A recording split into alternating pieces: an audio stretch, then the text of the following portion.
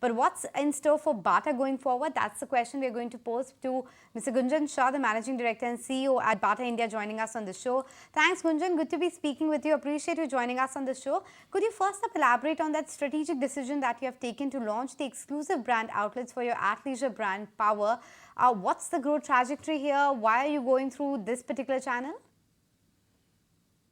I think there has been for a long period of time, and naturally so, just following global trends. Athleisure is a space that has been exploding in terms of consumer preference, and Power is our lead brand on it. It is the second largest brand in Bata's portfolio, and squarely plays in the entire athleisure space. Hitherto, while Power is an international brand spread, present across almost 25, 30 countries, it has got strong heritage. The R&D is completely centered from Canada. So the designs as well as technology comes from the R&D center. But hitherto, it was basically being sold from the Bata banner. And we felt, I think this is the right time where we should now be able to bring the brand out directly to consumers through our Power banner now. And that's where the endeavor was to start off with the first store that we have opened in Noida. Okay, so tell us about your expansion plans for the EBOs and revenue expected from this initiative which you're taking. Yeah, so we've just started the first one, but we are very clear this is a long-term investment for us. We feel that this is something that we've got a right to succeed. Our proposition is very clear. We want to bring in global technology in a democratic manner, make sure that we are able to reach a much wider audience and consumers and make it accessible for them. And through this, through the Power EBO, we plan to make sure we are able to showcase the entire range, not only in footwear, but also in apparel. And the exclusive brand outlet under Power banner will allow us an opportunity on that. As of now, our plans are to make sure that we are not going to stop at just a store. In the next about 18 months, we plan to have at least about 50 stores across the country. Sure, Gunjan. So that's about the number of stores. But what about the revenue potential that you are envisaging from this Power brand? What is it right now at? Where do you see it scaling up maybe in the next couple of years? I will not be able to share specifics, but as I said, it's the second largest portfolio in our brand, in our banner, and therefore tells you the kind of size that it is there. Overall, our turnovers are nudging towards 4,000 crores, and therefore Power is a very large contributor to it. And we want to propel the growth of this brand and therefore our participation in the leisure category through the EBO initiative. Regarding your partnership with the global fashion brand ABG 9 West, what is the growth revenue addition which is expected from there? See, 9 West has been is a very large strategic initiative in making sure that Bata as a portfolio becomes the hub for innovation and style. And 9 West is a globally recognized brand with consumer retail sales exceeding $1 billion. And we feel that the heritage of both design as well as associated features and the kind of ethos that 9 West brings in terms of youthful, premium, trendy fashion is something that will add significant value to our consumer offering.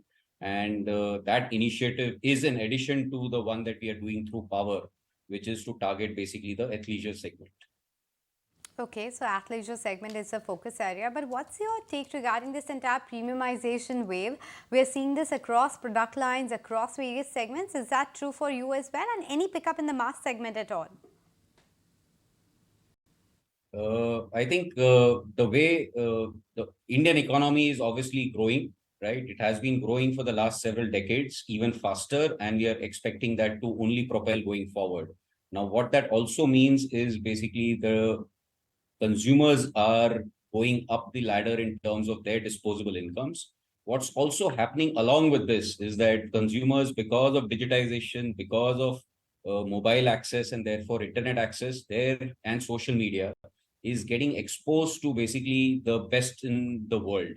And how do we make sure that Bata, as the lead footwear retailer in India, brings across these best offerings to these consumers, meeting up their aspirations and making sure that products are brought in an accessible manner through a wide network of almost 2,000 plus EBOs and in multiple thousands of multi-brand outlets and digital commerce is what our entire endeavor is, to drive this entire premiumization in an accessible as well as value for money offerings.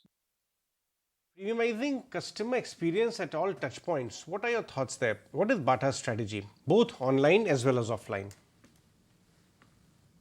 So basically, there are multiple levers to this, right? At the heart of our business model is basically the product. And how do we make sure that we are able to continuously offer on-trend styles across our range, bring in freshness and newness to consumers whenever they walk in, and therefore making sure that we are able to also bring across accessibility in terms of best-in-class technologies at all price points is our endeavor from a product point of view. In addition to this, I think because of premiumization, there is a large part of Bharat which is basically becoming more and more aspirational.